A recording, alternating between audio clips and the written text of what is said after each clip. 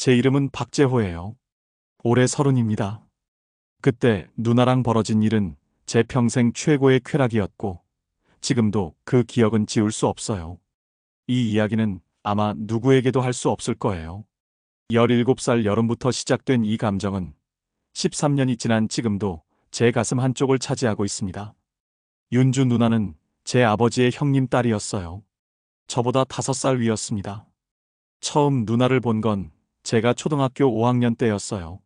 명절에 할머니 댁에 온 누나는 하얀 원피스를 입고 마루에 앉아 있었습니다. 그때 누나가 웃으며 건넨 한마디. 너 재호구나. 많이 컸네. 그게 전부였어요. 하지만 그날 이후 저는 누나만 생각했습니다. 중학생이 되어서도 고등학생이 되어서도 마찬가지였어요. 누나는 서울에서 대학을 다녔고 명절 때마다 내려왔습니다. 그때마다 저는 누나 곁을 맴돌았어요. 누나는 제게 친절했습니다. 동생 대하듯 머리를 쓰다듬었고 가끔 서울 이야기를 들려줬어요. 17이 되던 해 여름, 누나가 혼자 할머니 댁에 왔습니다. 대학 방학이라 한 달을 머문다고 했어요. 저는 매일 할머니 댁에 갔습니다. 핑계는 많았어요. 할머니 심부름, 마당 풀 뽑기, 장작 패기. 누나는 그런 저를 귀여워했습니다. 재호야, 여자친구 있어? 저는 고개를 저었습니다. 누나는 빙긋 웃었어요. 그 미소가 제 심장을 두드렸습니다. 저는 용기를 냈어요. 누나는요? 나는 복잡해. 누나의 표정이 흐려졌어요. 무슨 일이 있는 것 같았습니다. 저는 더 묻지 않았어요. 그냥 옆에 있었습니다. 그게 제가 할 수 있는 전부였어요. 그 후 3년이 지났습니다. 저는 20살이 되었고, 누나는 25이 되었어요. 누나는 서울에서 직장을 다녔고, 연락은 뜸해졌습니다. 저는 시골 마을에서 농사일을 배웠어요. 아버지를 도왔고, 틈틈이 동네 일을 거들었습니다. 하지만 누나 생각은 사라지지 않았어요. 25이 되던 해, 누나가 결혼한다는 소식을 들었습니다. 아버지가 말씀하셨어요. 서울에서 사업하는 사람이라고 했습니다. 저는 아무 말도 하지 못했어요. 그날 밤 저는 처음으로 술을 마셨습니다. 소주 한 병을 혼자 비우고 논두렁에 누워 별을 봤어요. 별이 흐릿했습니다. 눈물 때문인지 술 때문인지 알 수 없었어요. 그리고 5년이 또 흘렀습니다. 저는 30이 되었어요. 누나는 35이 되었습니다. 명절에도 누나는 오지 않았어요. 남편이 바쁘다는 이유였습니다. 아버지는 그런 누나를 안쓰럽게 여기셨어요. 그해 추석, 누나가 혼자 내려왔습니다. 할머니 댁 마당에서 누나를 본 순간 저는 숨이 멎었어요. 누나는 여전히 아름다웠습니다. 하지만 뭔가 달랐어요. 웃음이 예전 같지 않았습니다. 눈가에 그림자가 드리워져 있었어요. 저는 누나에게 다가갔습니다. 누나는 저를 보고 반갑게 웃었어요. 하지만 그 웃음 뒤에 뭔가 숨겨진 게 느껴졌습니다. 우리는 할머니 댁 뒷산을 산책했어요. 누나는 말이 없었습니다. 저도 말을 걸지 않았어요. 그냥 걸었습니다. 산 중턱 평상에 앉았을 때 누나가 입을 열었어요. 재호야, 내가 힘든 일이 있는데 잠깐 얘기 좀 해볼까? 그 한마디에 모든 게 담겨 있었습니다. 저는 누나를 바라봤어요. 누나의 눈가가 젖어 있었습니다. 저는 아무 말도 하지 못했어요. 그저 누나 옆에 앉아 있었습니다. 누나는 제 어깨에 머리를 기댔어요. 그 무게가 세상에서 가장 무거웠습니다. 그날 밤 누나는 할머니 댁에서 잤어요. 저도 할머니 댁에 남았습니다. 핑계는 할머니가 편찮으시다는 것이었어요. 하지만 진짜 이유는 달랐습니다. 누나 곁에 있고 싶었어요. 밤 11시쯤 마루에 앉아 있는데 누나가 방에서 나왔습니다. 잠이 안 온다고 했어요. 우리는 마루에 나란히 앉았습니다. 달빛이 마당을 밝혔어요. 바람이 불었습니다. 누나가 떨렸어요. 저는 제 겉옷을 벗어 누나 어깨에 걸쳐줬습니다. 그때였어요. 누나가 제 손을 잡았습니다. 갑작스러운 일이었어요. 저는 얼어붙었습니다. 누나는 아무 말 없이 제 손을 쥐고 있었어요. 그 손이 차가웠습니다. 시간이 얼마나 흘렀을까요? 누나가 저를 봤어요. 그 눈빛이 평소와 달랐습니다. 저는 심장이 터질 것 같았어요. 누나가 입을 열었습니다. 그리고 그 말이 나왔어요. 처음에 적은 그 대사. 우리가 넘지 말아야 할 선 앞에서 누나는 떨리는 목소리로 물었던 겁니다. 그날 밤 이후 저는 누나를 피했습니다. 아침에 할머니 댁에 들르지 않았어요. 밭일을 핑계 삼았습니다. 사실 누나 얼굴을 마주할 자신이 없었어요. 그 밤의 떨림이, 누나의 눈빛이 자꾸만 떠올랐습니다. 사흘째 되던 날 누나가 먼저 찾아왔어요. 제가 일하던 밭까지 걸어온 겁니다. 모자를 깊이 눌러 쓴 누나의 모습이 멀리서도 보였어요.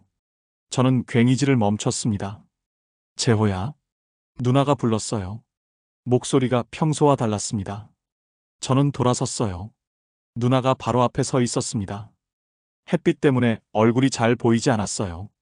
왜 피해요? 직설적인 질문이었습니다. 저는 대답하지 못했어요. 누나는 한 걸음 더 다가왔습니다. 제 앞에 멈춰 섰어요. 그제야 누나 얼굴이 보였습니다. 눈가가 부서 있었어요. 누나는 제 손에서 괭이를 빼앗았습니다. 땅에 내려놓았어요. 그리고 제 손을 잡았습니다. 또 그 차가운 손이었어요. 저는 손을 빼려 했습니다. 하지만 누나가 놓지 않았어요. 오히려 더 세게 잡았습니다. 누나의 눈에서 눈물이 흘렀어요. 재호야, 나 그 사람한테 맞았어. 세상이 멈췄습니다. 귀가 먹먹해졌어요. 누나의 입술이 떨렸습니다. 말을 이어가려 했지만 목이 메인 것 같았어요. 저는 누나의 손을 꽉 잡았습니다. 처음으로 제가 먼저 잡은 거였어요. 누나가 제 가슴에 얼굴을 묻었습니다. 흐느끼는 소리가 들렸어요. 그날 저는 누나를 집까지 데려다 줬습니다. 말없이 걸었어요. 누나도 말이 없었습니다. 할머니 댁 앞에 도착했을 때 누나가 뒤돌아봤어요. 미안해요, 재호야. 이런 걸 말해서. 누나는 그렇게 말하고 안으로 들어갔습니다. 저는 한참을 그 자리에 서 있었어요. 그날 밤 잠이 오지 않았습니다. 누나의 울음소리가 귓가에 맴돌았어요. 누나의 눈물이 자꾸 보였습니다. 새벽 4시쯤 되어서야 겨우 잠들었어요. 다음 날 누나는 서울로 올라갔습니다. 인사도 없이 떠났어요. 할머니한테 들었습니다. 남편이 급하게 오라고 했다더군요.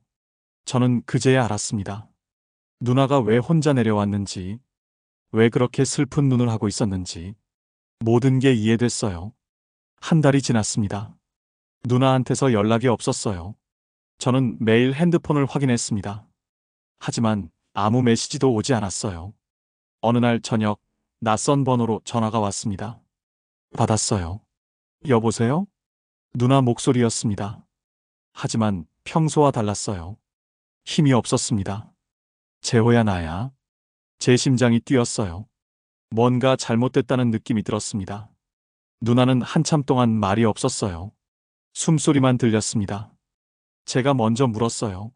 누나, 무슨 일 있어요? 대답 대신 흐느끼는 소리가 들렸습니다. 누나가 울고 있었어요. 전화기 너머로 들리는 그 소리가 제 가슴을 찔렀습니다. 저는 참지 못하고 물었어요. 누나, 어디에요?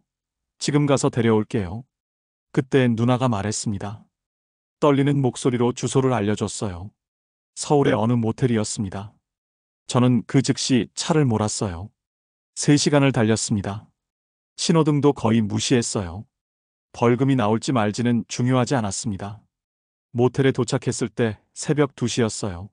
누나가 알려준 호수 앞에 섰습니다. 노크했어요. 문이 열렸습니다. 누나가 서 있었어요. 얼굴이 창백했습니다. 눈가에 멍이 들어 있었어요. 저는 그 순간 모든 걸 알았습니다. 누나가 왜 여기 있는지, 왜 이런 전화를 한 건지, 제 안에서 뭔가가 끓어올랐어요. 누나가 제 품에 안겼습니다. 그대로 무너져 내렸어요. 저는 누나를 안고 방 안으로 들어갔습니다. 문을 닫았어요. 누나는 제 가슴에 얼굴을 묻은 채 울었습니다. 한참을 울었어요. 저는 아무 말도 하지 않았습니다. 그저 누나의 머리를 쓰다듬었어요. 얼마나 시간이 흘렀을까요? 누나의 울음이 잦아들었습니다. 고개를 들었어요. 붉게 부은 눈으로 저를 봤습니다. 그리고 누나가 속삭였어요. 재호야, 나 이제 못 돌아가. 그 말의 무게를 저는 알았습니다. 누나가 선택한 길이 무엇인지도 알았어요. 제 역할이 무엇인지도 깨달았습니다. 저는 누나를 꽉 안았어요. 처음으로 제가 먼저 아는 거였습니다. 그날 밤 우리는 선을 넘었습니다. 그날 밤 이후 저는 누나를 피했습니다. 아침에 할머니 댁에 들르지 않았어요. 밭일을 핑계 삼았습니다. 사실 누나 얼굴을 마주할 자신이 없었어요. 그 밤의 떨림이, 누나의 눈빛이 자꾸만 떠올랐습니다. 사흘째 되던 날 누나가 먼저 찾아왔어요. 제가 일하던 밭까지 걸어온 겁니다. 모자를 깊이 눌러 쓴 누나의 모습이 멀리서도 보였어요. 저는 괭이질을 멈췄습니다. 누나가 다가왔어요. 바로 앞에 섰습니다. 햇빛 때문에 얼굴이 잘 보이지 않았어요. 말없이 저를 바라봤습니다. 한참 동안, 그리고 한 걸음 더 다가왔어요. 제 앞에 멈춰 섰습니다. 그제야 누나 얼굴이 보였어요. 눈가가 부서 있었습니다. 누나는 제 손에서 괭이를 빼앗았어요. 땅에 내려놓았습니다. 그리고 제 손을 잡았어요. 또 그 차가운 손이었습니다. 저는 손을 빼려 했어요. 하지만 누나가 놓지 않았습니다. 오히려 더 세게 잡았어요. 누나의 눈에서 눈물이 흘렀습니다. 재호야, 나 그 사람한테 맞았어. 세상이 멈췄어요. 귀가 먹먹해졌습니다. 누나의 입술이 떨렸어요. 말을 이어가려 했지만 목이 메인 것 같았습니다. 저는 누나의 손을 꽉 잡았어요. 처음으로 제가 먼저 잡은 거였습니다. 누나가 제 가슴에 얼굴을 묻었어요. 흐느끼는 소리가 들렸습니다. 그날 저는 누나를 집까지 데려다 줬어요. 말없이 걸었습니다. 누나도 말이 없었어요. 할머니 댁 앞에 도착했을 때 누나가 뒤돌아봤습니다. 안으로 들어가는 누나를 바라봤어요. 한참을 그 자리에 서 있었습니다. 그날 밤 잠이 오지 않았어요. 누나의 울음소리가 귓가에 맴돌았습니다. 누나의 눈물이 자꾸 보였어요. 새벽 4시쯤 되어서야 겨우 잠들었습니다. 다음 날 누나는 서울로 올라갔어요. 인사도 없이 떠났습니다. 할머니한테 들었어요. 남편이 급하게 오라고 했다더군요. 저는 그제야 알았습니다. 누나가 왜 혼자 내려왔는지, 왜 그렇게 슬픈 눈을 하고 있었는지 모든 게 이해됐어요.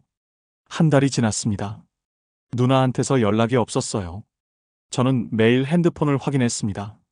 하지만 아무 메시지도 오지 않았어요. 어느 날 저녁 낯선 번호로 전화가 왔어요. 받았습니다. 누나 목소리였어요. 하지만 평소와 달랐습니다. 힘이 없었어요. 재호야 나야. 제 심장이 뛰었어요. 뭔가 잘못됐다는 느낌이 들었습니다. 누나는 한참 동안 말이 없었어요. 숨소리만 들렸습니다. 제가 먼저 물었어요. 대답 대신 흐느끼는 소리가 들렸어요. 누나가 울고 있었습니다. 전화기 너머로 들리는 그 소리가 제 가슴을 찔렀어요. 저는 참지 못하고 물었습니다. 누나, 어디에요? 지금 가서 데려올게요. 그때 누나가 말했어요. 떨리는 목소리로 주소를 알려줬습니다. 서울의 어느 모텔이었어요. 저는 그 즉시 차를 몰았습니다. 3시간을 달렸어요. 신호등도 거의 무시했습니다. 벌금이 나올지 말지는 중요하지 않았어요. 모텔에 도착했을 때 새벽 2시였습니다. 누나가 알려준 호수 앞에 섰어요. 노크했습니다. 문이 열렸어요. 누나가 서 있었습니다. 얼굴이 창백했어요. 눈가에 멍이 들어 있었습니다. 저는 그 순간 모든 걸 알았어요. 누나가 왜 여기 있는지, 왜 이런 전화를 한 건지, 제 안에서 뭔가가 끓어올랐습니다. 누나가 제 품에 안겼어요. 그대로 무너져 내렸습니다. 저는 누나를 안고 방 안으로 들어갔어요. 문을 닫았습니다. 누나는 제 가슴에 얼굴을 묻은 채 울었어요. 한참을 울었습니다. 저는 아무 말도 하지 않았어요. 그저 누나의 머리를 쓰다듬었습니다. 얼마나 시간이 흘렀을까요? 누나의 울음이 잦아들었어요. 고개를 들었습니다. 붉게 부은 눈으로 저를 봤어요. 그리고 누나가 속삭였습니다. 재호야 나 이제 못 돌아가. 그 말의 무게를 저는 알았어요. 누나가 선택한 길이 무엇인지도 알았습니다. 제 역할이 무엇인지도 깨달았어요. 저는 누나를 꽉 안았습니다. 처음으로 제가 먼저 아는 거였어요. 그날 밤 우리는 선을 넘었습니다. 3일 후, 저희는 시골로 내려왔습니다. 차 안은 내내 조용했어요. 누나는 창밖만 바라봤습니다. 손가락으로 유리창을 톡톡 두드리는 소리만 들렸어요. 마을 입구가 보였을 때 누나의 손이 멈췄습니다. 숨을 깊이 들이쉬는 게 느껴졌어요. 제가 물으려 했지만 입을 다물었습니다. 누나는 고개를 끄덕였어요. 하지만 손은 떨리고 있었습니다. 할머니 댁 마당에 차를 세웠어요. 대문이 열리고 할머니가 나오셨습니다. 누나를 보자마자 달려오셨어요. 할머니는 누나를 꽉 안았습니다. 한참을 그렇게 계셨어요. 누나의 어깨가 흔들렸습니다. 할머니의 목소리가 떨렸어요. 제 눈시울도 뜨거워졌습니다. 저녁 무렵 아버지가 오셨어요. 작은아버지도 함께였습니다. 누나의 아버지였어요. 두 분 다 표정이 굳어 있었습니다. 마루에 둘러앉았어요. 무거운 침묵이 흘렀습니다. 작은아버지가 먼저 입을 열었어요. 누나는 한참 뒤에 대답했습니다. 위자료는 포기하고 합의 이혼을 진행한다고 했어요. 작은아버지의 주먹이 떨렸어요. 아버지가 그 손을 잡았습니다. 아버지가 저를 불렀어요. 가슴이 철렁 내려앉았습니다. 재호야, 윤주 좀 잘 챙겨줘라. 힘들 때니까. 그 말에 담긴 의미를 저는 알았어요. 아버지는 눈치채신 겁니다. 하지만 아무 말씀도 하지 않으셨어요. 그날 밤 누나는 할머니 댁에서 주무셨습니다. 저는 집으로 돌아갔어요. 잠이 오지 않았습니다. 새벽 3시쯤 핸드폰이 울렸어요. 누나였습니다. 저는 옷도 제대로 입지 않고 뛰쳐나갔어요. 할머니 댁 뒷마당에 누나가 서 있었습니다. 잠옷 차림이었어요. 맨발이었습니다. 달려가서 제 외투를 벗어 덮어줬어요. 누나의 몸이 얼음처럼 차가웠습니다. 악몽을 꿨다고 했어요. 누나가 제 가슴에 얼굴을 묻었습니다. 그 사람이 계속 나타난다고 속삭였어요. 저는 누나를 안았습니다. 떨림이 전해졌어요. 그날부터 누나는 제 집에서 지냈습니다. 할머니가 허락하셨어요. 혼자 두기 무섭다고 하셨습니다. 마을 사람들 입에 오르내리기 시작했어요. 며칠 만에 소문이 퍼졌습니다. 장 보러 나갔을 때였어요. 슈퍼 앞에서 동네 아주머니들이 수군거렸습니다. 귀에 다 들렸습니다. 누나도 들었을 거예요. 하지만 아무 표정 없이 장바구니를 들고 있었습니다.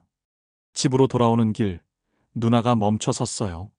재호야, 미안해요. 내가 당신 인생 망치는 것 같아요. 제 목소리가 거칠게 나왔습니다. 누나 때문에 망가지는 거 아니에요. 제가 선택한 거예요. 누나의 눈에 눈물이 고였습니다. 하지만 참았어요. 한 달이 흘렀습니다. 이혼 조정이 시작됐어요. 누나는 일주일에 한 번씩 서울에 올라갔습니다. 저도 함께 갔어요. 법원 복도에서 그 사람을 봤습니다. 누나의 남편. 정확히는 곧 전 남편이 될 사람. 양복을 입고 변호사와 얘기하고 있었어요. 저희를 보더니 비웃듯 쳐다봤습니다. 제 안에서 뭔가가 끓어올랐어요. 주먹을 쥐었습니다. 누나가 제 손을 잡았어요. 조정실에 들어갔습니다. 1시간가량 진행됐어요. 나왔을 때 누나의 얼굴이 창백했습니다. 다음 달에 한 번 더 해야 한다고 했어요. 누나의 목소리에 힘이 없었습니다. 그날 밤 집으로 돌아와서 누나는 아무것도 먹지 않았어요. 방에 들어가 문을 닫았습니다. 노크했지만 대답이 없었어요. 문을 열고 들어갔습니다. 누나가 이불을 뒤집어 쓰고 누워 있었어요. 다가가서 이불을 걷었습니다. 누나가 울고 있었어요. 소리 없이 울고 있었습니다. 저는 누나 옆에 누웠어요. 안았습니다. 누나가 제 품에서 한참을 울었어요. 같은 말을 반복했습니다. 하지만 그것밖에 할 수 없었어요. 2개월이 또 지났습니다. 이혼이 성립됐어요. 위자료는 받지 못했습니다. 재산 분할도 거의 없었어요. 누나는 그냥 벗어나고 싶어 했습니다. 법원 계단을 내려올 때 누나가 멈춰 섰어요. 하늘을 올려다봤습니다. 이제 자유라고 말했어요. 그 말에는 기쁨보다 허탈함이 섞여 있었습니다. 저는 누나의 손을 잡았어요. 사람들 눈에 띄었을 겁니다. 하지만 이제 상관없었어요. 누나가 저를 봤습니다. 눈가에 미소가 번졌어요. 오랜만에 보는 진짜 미소였습니다. 그날 우리는 시골로 돌아가지 않았어요. 한강을 걸었습니다. 손을 잡고 걸었어요. 해가 지고 있었습니다. 노을이 강물을 물들였어요. 누나가 벤치에 앉았습니다. 저도 옆에 앉았어요. 누나의 손이 제 손을 꽉 쥐었습니다. 따뜻했어요. 그 순간 저는 알았습니다. 앞으로도 힘들 거예요. 사람들 시선도 견뎌야 할 겁니다. 하지만 후회는 없을 거란 걸. 노을이 완전히 사라질 때까지 우리는 그렇게 앉아 있었습니다. 기억은 참 이상합니다. 지금의 고통 속에서도 옛날의 행복이 떠올라요. 누나와 제가 처음 만났던 그 여름이 자꾸 생각났습니다. 이혼 후 3개월이 지났어요. 누나는 제 집에서 계속 지냈습니다. 마을 사람들의 시선은 여전했어요. 하지만 누나는 이제 신경 쓰지 않는 것 같았습니다. 어느 날 아침 누나가 밭에 나가겠다고 했어요. 같이 일하고 싶다고 했습니다. 누나는 제 낡은 작업복을 입었어요. 소매가 길어서 걷어 올렸습니다. 모자를 눌러 썼어요. 밭에 나가니 아버지가 계셨습니다. 누나를 보더니 잠시 멈칫하셨어요. 그리고 아무렇지 않게 고추밭 풀을 뽑아달라고 하셨습니다. 그 한마디가 누나를 인정한다는 뜻이었어요. 저는 알았습니다. 점심때가 됐어요. 그늘에 앉아 도시락을 먹었습니다. 누나가 직접 싼 거였어요. 맛있다고 대답했습니다. 누나가 환하게 웃었어요. 오랜만에 보는 밝은 웃음이었습니다. 그때 문득 떠올랐어요. 17살 여름의 일이었습니다. 그날도 이렇게 더웠어요. 할머니 댁 마당에서 누나와 수박을 먹었습니다. 누나가 수박씨를 제 얼굴에 튕겼어요. 저도 맞받아쳤습니다. 둘이서 웃었어요. 누나의 목소리에 정신이 들었습니다. 아무것도 아니라고 대답했어요. 거짓말이었습니다. 누나도 알았을 겁니다. 저녁에 집으로 돌아왔어요. 샤워를 하고 나오니 누나가 마루에 앉아 있었습니다. 별을 보고 있었어요. 옆에 앉았습니다. 함께 하늘을 올려다봤어요. 누나가 말했습니다. 제가 처음 여기 왔을 때가 생각난다고. 제가 17이었을 때 가슴이 두근거렸습니다. 그때 재호가 날 좋아하는 거 알았어요. 순간 숨이 멎었어요. 누나가 알고 있었다니. 눈빛이 달랐다고 했어요. 동생 보는 눈이 아니었다고. 그래서 더 조심했다고 했습니다. 선을 넘으면 안 된다고 생각했다고. 누나가 저를 봤습니다. 달빛에 비친 얼굴이 애틋했어요. 결국 이렇게 됐다고 말했습니다. 쓸쓸한 미소였어요. 저는 누나의 손을 잡았습니다. 따뜻했어요. 후회하냐고 물었습니다. 누나는 한참 동안 대답하지 않았어요. 하늘만 바라봤습니다. 별이 쏟아질 듯 많았어요. 글쎄, 후회인지 다행인지 모르겠다고 했어요. 솔직한 대답이었습니다. 그날 밤 누나와 많은 얘기를 나눴어요. 옛날 이야기들이었습니다. 제가 누나를 처음 본 날, 누나가 대학 갔던 날, 명절마다 만났던 일들. 누나가 웃었습니다. 그때 제가 자꾸 따라다녔다고, 귀여웠다고, 지금도 귀엽냐고 물었습니다. 누나가 말을 멈췄어요. 제 얼굴을 들여다봤습니다. 이제 남자예요. 그 말에 공기가 달라졌어요.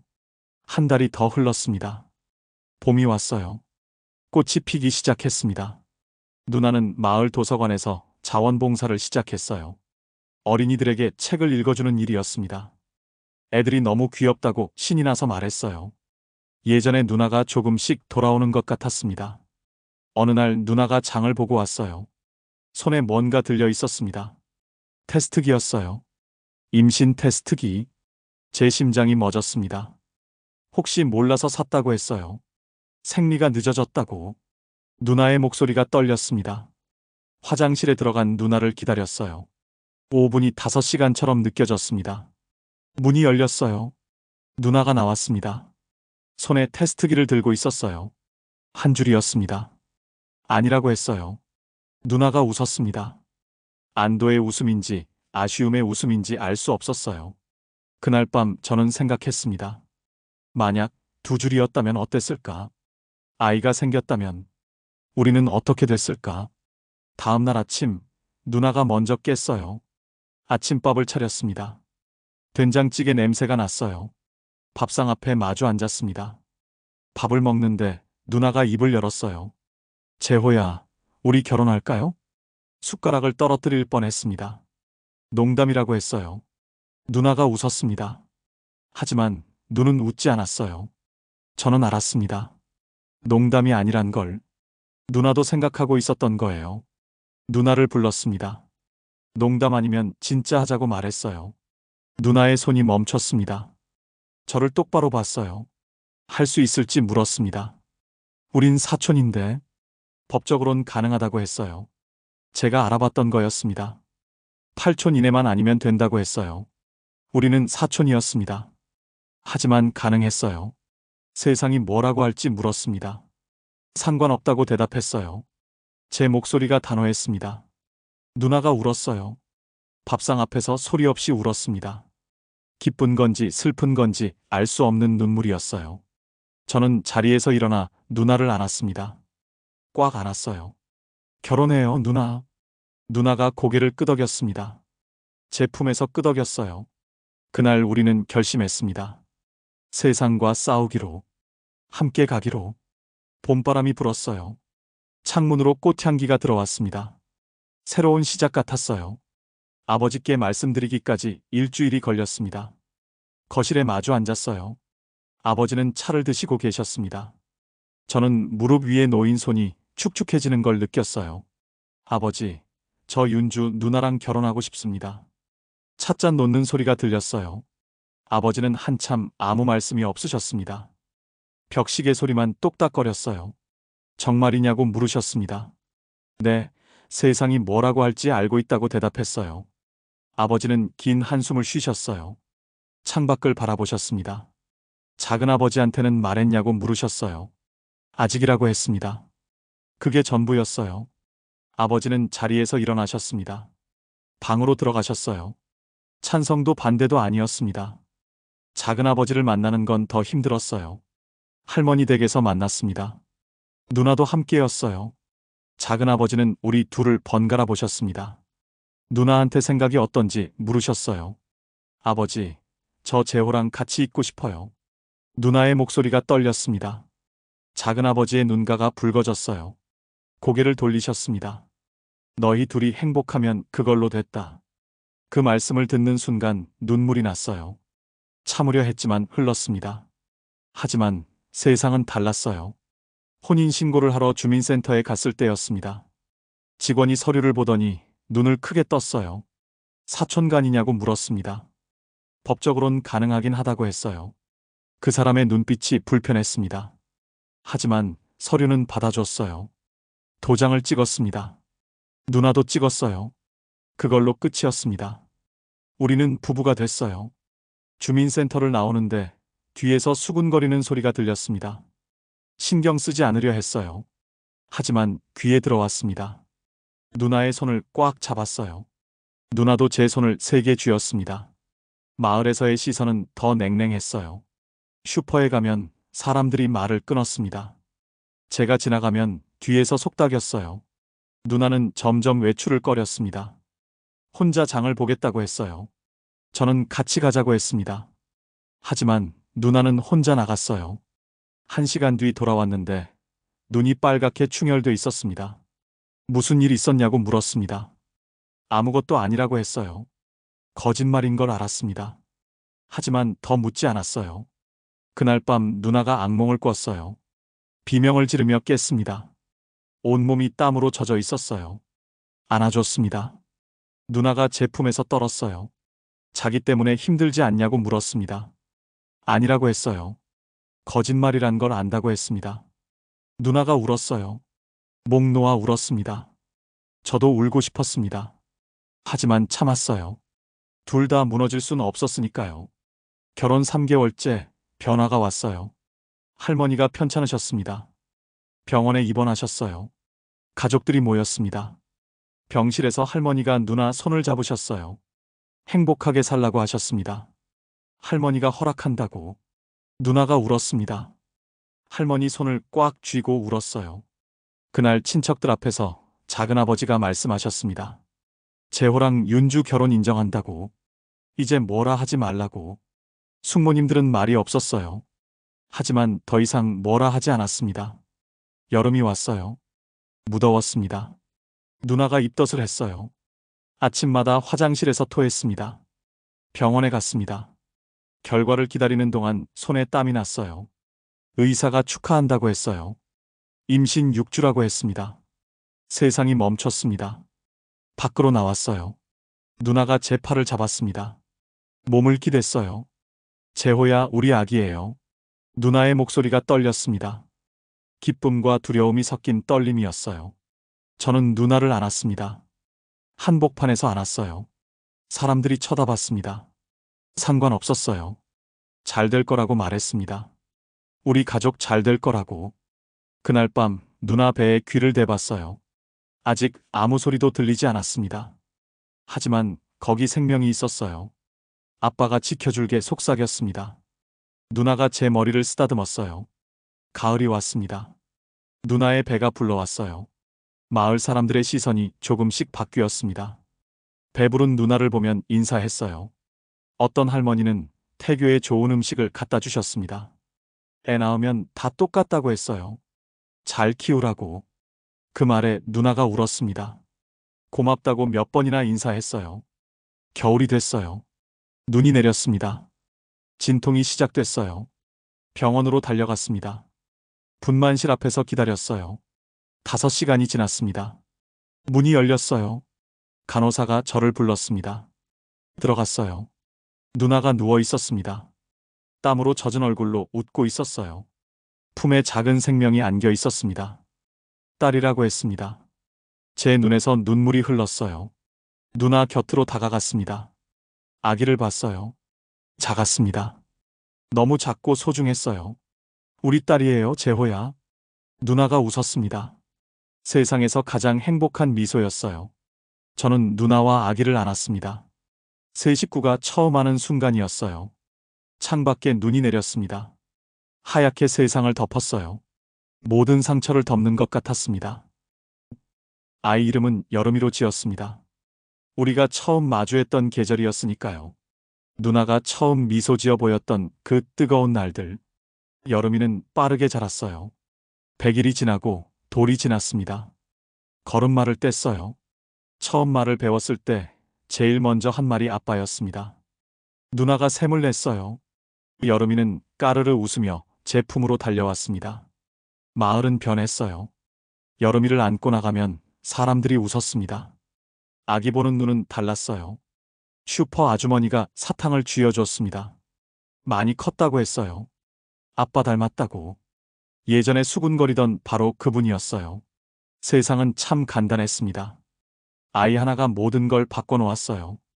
여름이가 3살이 됐을 때 누나가 또 임신했습니다. 이번엔 아들일지 물었어요. 누나가 배를 쓰다듬으며 웃었습니다. 딸이든 아들이든 상관없다고 했습니다. 진심이었어요. 그해 가을 아들이 태어났어요. 이름은 가을이로 지었습니다. 누나가 저를 만난 계절이었으니까요. 4식구가 됐습니다. 집이 좁았어요. 아버지가 땅을 주셨습니다. 집 지으라고 하셨어요. 크게. 새 집을 짓기 시작했어요. 여름이가 공사장을 신기하게 구경했습니다. 6개월 만에 집이 완성됐어요. 작지만 따뜻한 집이었습니다. 이사 온 날 밤 마당에 앉았어요. 누나가 여름이를 안고 있었습니다. 제 품에는 가을이가 있었어요. 행복해요, 재호야. 누나가 속삭였습니다. 저도 그렇다고 했어요. 별이 쏟아질 듯 많았어요. 여름이가 하늘을 가리키며 소리쳤습니다. 별똥별이었어요. 긴 꼬리를 그으며 사라졌습니다.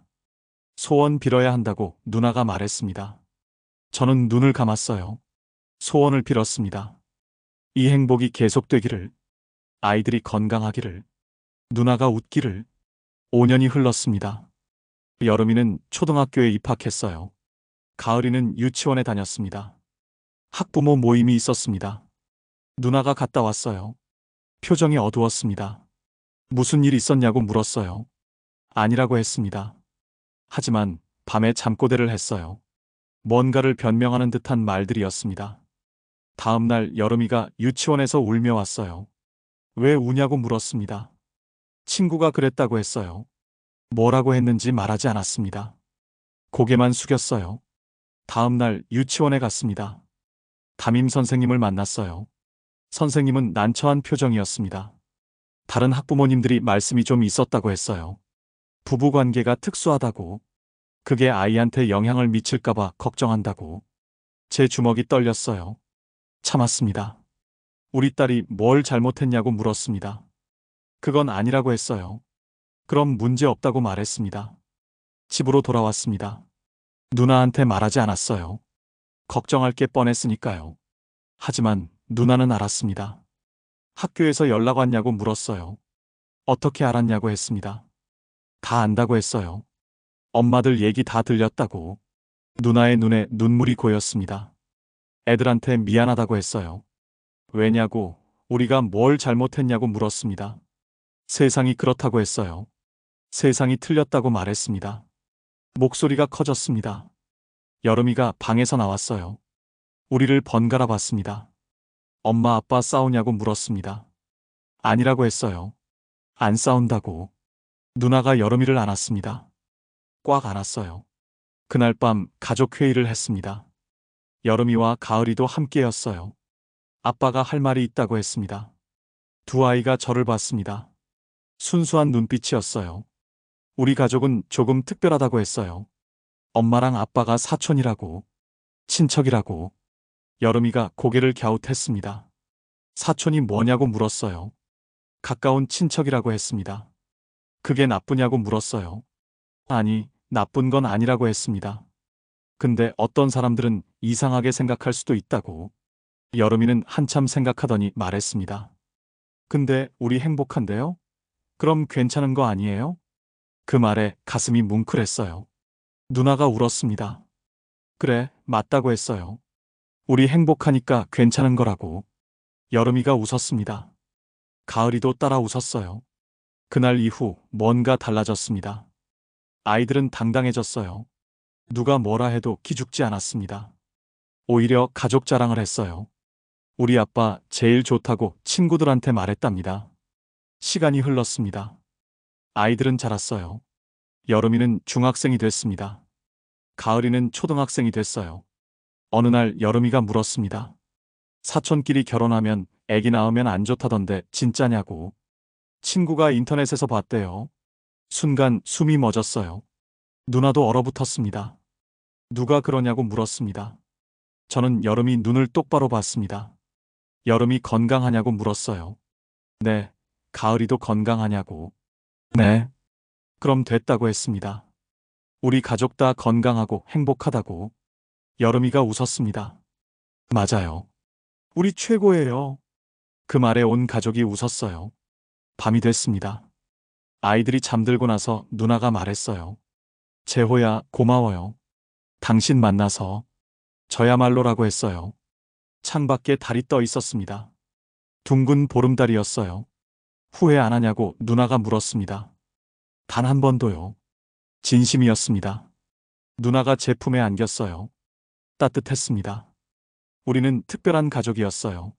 세상이 뭐라 하든 우리는 행복했습니다. 10년이 또 흘렀습니다. 여름이는 대학생이 됐어요. 가을이는 고등학생이 됐습니다. 저는 45이 됐고 누나는 50이 됐어요. 세월은 빨랐습니다. 하지만 나쁘지 않았어요. 어느 봄날 여름이가 남자친구를 데려왔습니다. 소개할 사람이 있다고 했어요. 키 큰 청년이었어요. 예의 바르게 인사했습니다. 김민준이라고 했어요. 저는 그 청년을 한참 봤어요. 우리 딸을 좋아하는 눈빛이 보였습니다. 식사를 함께 했어요. 민준은 조심스러웠습니다. 여름이는 설레 보였어요. 저녁 먹고 나서 민준이 말했습니다. 사실은요, 여름이한테 집안 얘기 들었어요. 부모님께서 사촌 관계시라고요. 처음엔 좀 놀랐는데 여름이 보니까 알겠더라고요. 뭘 알았냐고 물었습니다. 사랑은 형태가 중요한 게 아니구나. 그냥 진심이 중요한 거더라고요. 제 눈시울이 뜨거워졌습니다. 민주는 계속 말했어요. 여름이가 얼마나 따뜻하게 자랐는지 안다고. 그건 부모님이 잘 키우셨다는 거라고. 누나가 울었습니다. 참았던 게 터진 것 같았어요. 여름이가 민준 손을 잡았습니다. 행복한 미소였어요. 그날 밤 누나와 마당에 앉았습니다. 우리 딸 시집 간다고 말했어요. 누나가 웃는지 우는지 알 수 없는 표정이었습니다. 좋은 사람 만났다고 했어요. 다행이라고. 세상이 달라진 것 같다고 누나가 말했습니다. 별이 반짝였습니다. 그날처럼 다음 해 봄 여름이가 결혼했어요. 작은 예식장이었습니다. 가족과 친구들만 왔어요. 아버지도 오셨습니다. 휠체어를 타고 계셨지만 환하게 웃으셨어요. 버질로드를 걸을 때 여름이가 제 팔을 잡았습니다. 아빠, 사랑해요. 목이 메었어요. 대답 대신 손을 꽉 잡았습니다. 신랑에게 딸을 넘겨줄 때 민준이 고개를 숙였어요. 잘 모시겠다고 했습니다. 고개를 끄덕였습니다. 그것밖에 할 수 없었어요. 피로연이 끝나고 집으로 돌아왔습니다. 여름이 방이 텅 비어 있었어요. 누나가 방문 앞에 서 있었습니다. 우리도 늙었다고 말했어요. 그러게요. 둘이 웃었습니다. 쓸쓸하지만 따뜻한 웃음이었어요. 2년 후 여름이가 아이를 낳았어요. 병원에 달려갔습니다. 분만실 밖에서 기다렸어요. 예전에 제가 섰던 그 자리. 문이 열렸습니다. 외할아버지, 외할머니 들어오라고 했어요.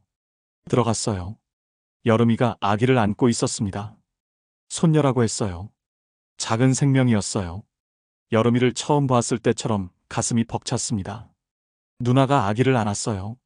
눈물을 흘렸습니다. 할머니 됐다고 웃으며 우는 모습이 아름다웠어요. 제 차례가 왔습니다.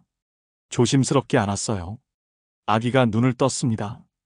까만 눈동자가 저를 봤어요. 외할아버지라고 속삭였습니다. 그날 밤 집으로 돌아와 마당에 앉았어요. 누나도 옆에 앉았습니다. 우리 참 멀리 왔다고 말했어요. 그러게요. 달이 떠 있었습니다. 보름달이었어요. 후회 안 하냐고 같은 질문을 했어요. 누나가 웃으며 물었습니다. 단 한 번도 없다고 같은 대답을 했어요. 누나가 제 어깨에 머리를 기댔어요. 머리카락에서 하얀 머리카락이 보였습니다. 저도 마찬가지였어요. 다시 태어나도 당신 만날 거라고 누나가 말했습니다. 가슴이 뜨거워졌습니다. 저도요, 누나. 바람이 불었어요.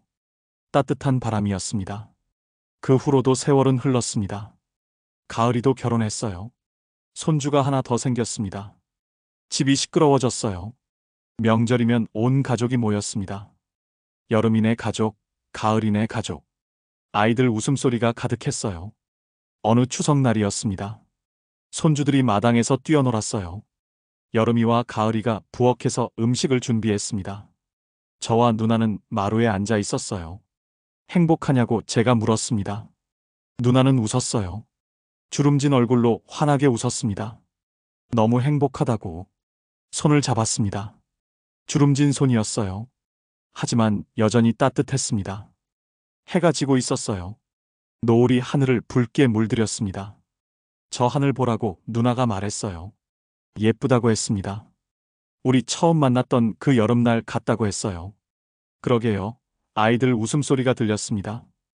여름이가 부르는 소리도 들렸어요. 밥 먹으라고 불렀습니다. 일어섰습니다. 누나 손을 잡고 일어났어요. 안으로 들어가는데 누나가 멈춰 섰습니다. 뒤돌아봤어요. 노을이 더 붉어져 있었습니다. 고마워요. 제 인생이 되어줘서. 누나가 말했습니다. 눈물이 났어요. 참지 않았습니다. 저야말로요. 둘이 안았습니다. 오래 안았어요. 그렇게 우리는 늙어갔습니다. 함께. 사랑은 형태가 아니었어요. 진심이었습니다. 세상이 뭐라 하든 우리는 행복했어요. 그걸로 충분했습니다. 여러분도 그런 사랑을 하고 계신가요? 누군가의 전부가 되어주고 누군가를 전부로 받아들이는 그런 사랑. 쉽지 않죠. 하지만 그게 진짜예요. 저와 누나의 이야기가 끝났습니다. 하지만 우리 가족의 이야기는 계속될 거예요. 손주들이, 그 아이들이 또 이어갈 겁니다. 사랑했습니다. 지금도 사랑합니다. 앞으로도 사랑할 거예요. 그게 저희 이야기의 전부입니다.